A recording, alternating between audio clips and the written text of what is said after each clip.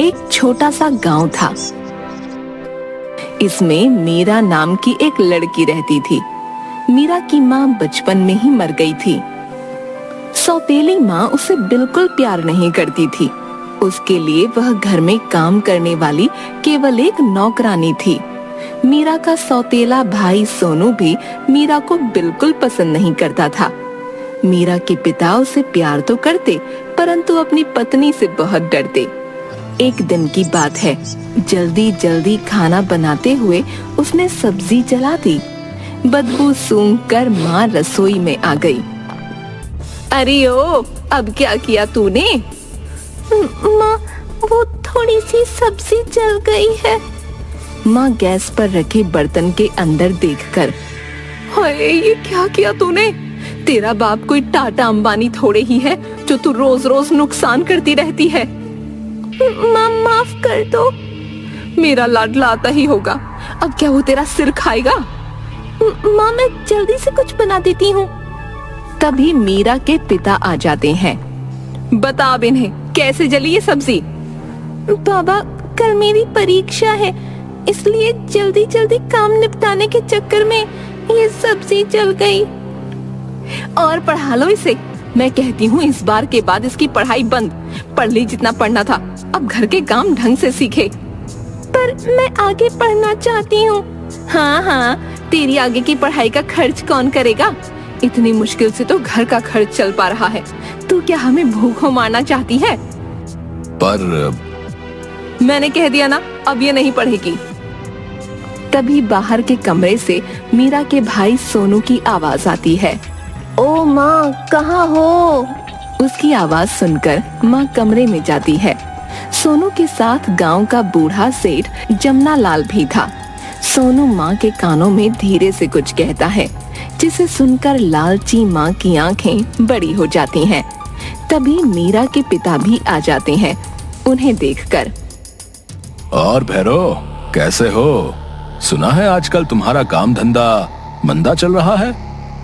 हाँ, बस ऐसे ही है।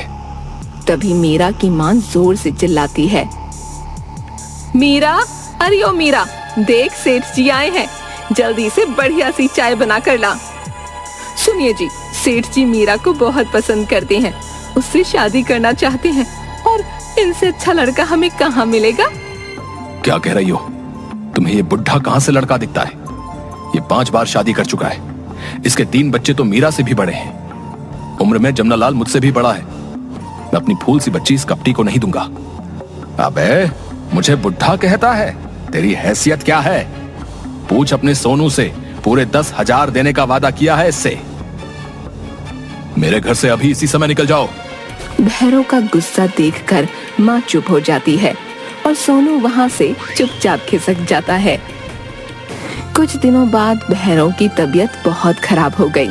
जब मीरा भैरव को खाना देने आई तो वो इशारे से उसे रुकने का संकेत करता है। बाबा, आप ठीक तो हैं?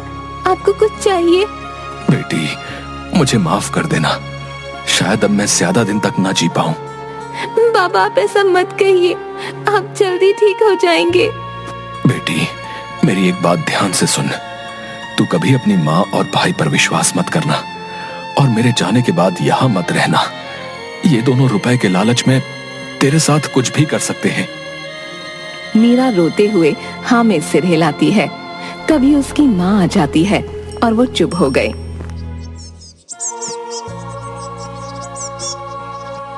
सुबह जब मीरा उठती है तो उसे माँ के रोने की आवाज आती है। उसने भागकर कमरे में जाकर देखा। उसके पिता अब इस दुनिया को छोड़कर चले गए थे। मीरा, माँ और सोनू ने रोते हुए भैरव को अंतिम विदाई दी। भैरव के मरने के कुछ दिन बाद जमना लाल घर में आता है। मीरा छिप कर देखती है कि वो माँ और सोनू से हंस हंस कर बातें कर रहा था। जमना लाल ने नोटों की एक गड्डी माँ को दी, जिसे देखकर वो हंसने लगी और सोनू आंखें बड़ी करके देखने लगा। सेठ जी, आप फिक्र मत कीजिए, कल सुबह आ जाइए मीरा को लेने। माँ कमरे में आकर मीरा के कपड़े एक पोटली में बांधकर उसे कहती है, अब तेरा सब कुछ वो जमना लाल है, समझी? माँ, ये आप क्या कह रही हैं? वही जो तूने सुना। अब तो कोई राजकुमारी तो है नहीं तो तेरे लिए कोई राजकुमार आएगा। तू सोच ले, तेरे नसीब में ये बुढ़ा राजकुमार है। और सुन, वहाँ जाकर हर महीने रुपये भेजती रहना। मैंने जमुना लाल से सब बातें कर ली हैं, वो हर महीने हमें खर्चा देगा। माँ वहाँ से चली गई, पर मीरा के पैरों तले जमीन खिसक गई। उसे अपने पिता की कही हुई बात याद आ गई। रात को जब सोनू और माँ खर्राटे भरने लगे, मीरा अपने कपड़ों की पोटली लेकर खिड़की में से भाग गई। सड़क की तरफ उसे एक ट्रक खड़ा दिखाई दिया। वो उसमें पीछे की तरफ चढ़कर छिप कर बैठ गई। थोड़ी देर में ड्राइवर ने गाना गाते हुए ट्रक चलाया। ओ मैं निकला ओ गड्डी लेके ओ सड़क पे ओ एक मोड़ आया ओ थे गड्डी छोड़ आया ओ होए। वो बहुत तेज गति से ट्रक चला रहा था। मीरा बहुत डर रही थी। कुछ देर बाद ट्रक एक गोदाम में जाकर रुका। मीरा ने छिप कर देखा, वहाँ बहुत से चोर लुटेरों की भीड़ लगी थी। उनके हाथों में चाकू, डंडे तथा शराब की बोतलें थीं। वो बहुत घबरा गई। हेलो उस्ताद जी, मैंने अपना काम कर दिया है, अब ये ट्रक तुम्हारा। आदमी चाबी लेकर हंसता है। और ध्यान से भाई, पूरा ट्रक माल से भरा है। इस बार सही माल हाथ लगा है।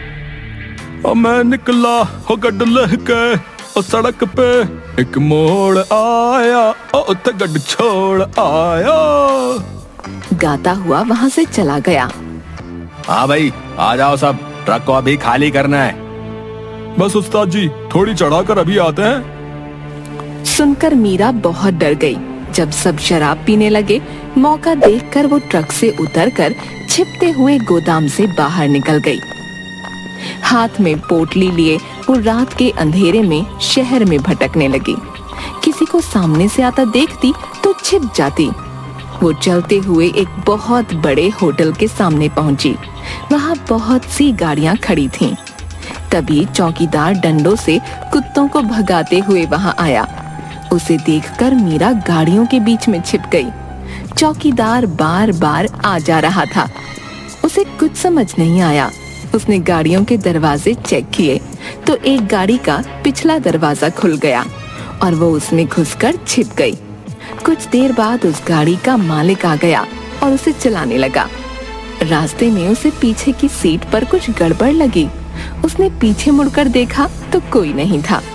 फिर अचानक छींकने की आवाज आई तो वो चिल्लाया। कौन है? कौन है वहाँ?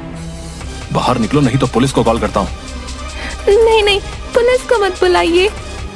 कौन हो तुम और मेरी गाड़ी में कैसे आई? मीरा ने कुछ नहीं कहा। सुना नहीं तुमने मैंने क्या कहा? मीरा ने घबराते हुए पूरी बात उसे बता दी। तुम यूं आधी रात को अपने घर से भाग आई और ऐसे मेरी गाड़ी में छिप गई। तुम्हें डर नहीं लगता? लगता है, पर मेरे पास कोई और चारा नहीं था।